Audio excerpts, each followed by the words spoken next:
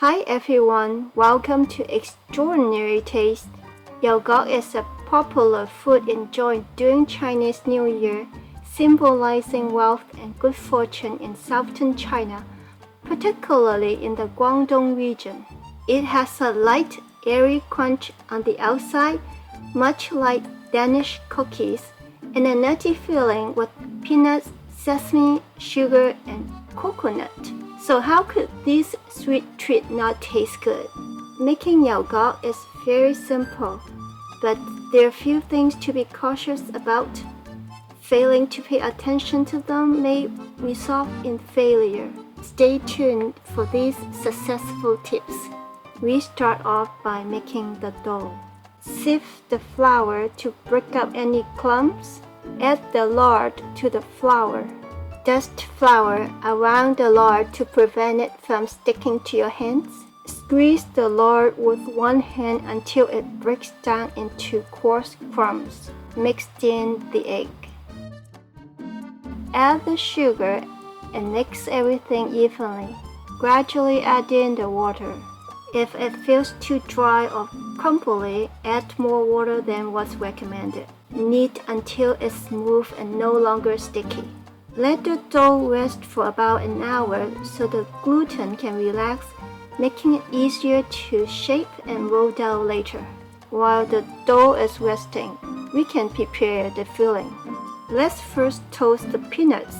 It can be done in the oven at 350 degrees Fahrenheit for 10 to 15 minutes. Stir every 5 minutes to toast evenly, or toast it in a dry skillet like I do here. Heat over medium heat until golden brown and aromatic. Allow it to cool a bit, then rub off the skin. Use a rolling pin to crush them coarsely. Then toast the sesame seeds. I prefer to wash and drain them before toasting. Start on medium heat. They tend to stick to the spatula while wet. Once they're no longer sticking to the spatula, turn the heat to low. Stir constantly until they turn golden brown and aromatic. Wait until it cools off, then mix all the ingredients together. Lightly dust flour on the table surface and on the dough to prevent sticking. Gently roll it out to about 1 centimeter thick. Use a round cookie cutter and cut it into 6 centimeter circles. Gather all the scraps, knead them into a ball and repeat the process until you have used all the dough. Place the pieces on the plate, separating each layer with plastic wrap to prevent drying out and sticking together. We can start wrapping once everything is ready. The wrappers shrink after cutting them.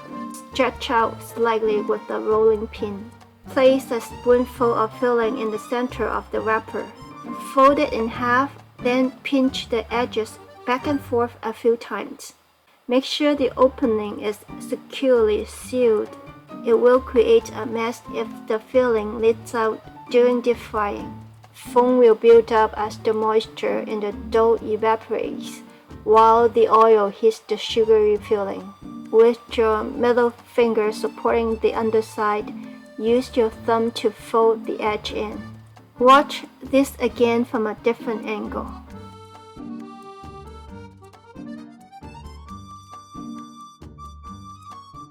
Now that all the yaoguao are wrapped, let's move on to deep frying them. Start off with the oil temperature at about 215 degrees Fahrenheit. Then turn the heat to low and the oil will gradually rise to about 320 degrees Fahrenheit. Don't put too many in at once. As they start to flow, turn them regularly to ensure even browning. This takes about 10 to 15 minutes to reach golden brown. If they brown in less than 10 minutes, the heat is too high. The outside may appear cooked, but the inside is still floury and not cooked through. The oil temperature is roughly 320 degrees Fahrenheit after cooking. To continue with the next batch, you have to wait for the temperature to drop back to 215 degrees Fahrenheit. But This will take some time. Alternatively, you can turn off the heat, add the yogurt, and deep fry them for 3 minutes before turning the heat back on to low. Repeat the steps for the remaining batches. Place them on a rack to drain excess oil and allow them to cool. As you keep frying, foam continues to build up more and more. So as a final tip, use a larger pot to prevent oil overflow. Store them in an airtight container and they will stay fresh for at least 2 weeks. I wish everyone a happy Chinese New Year.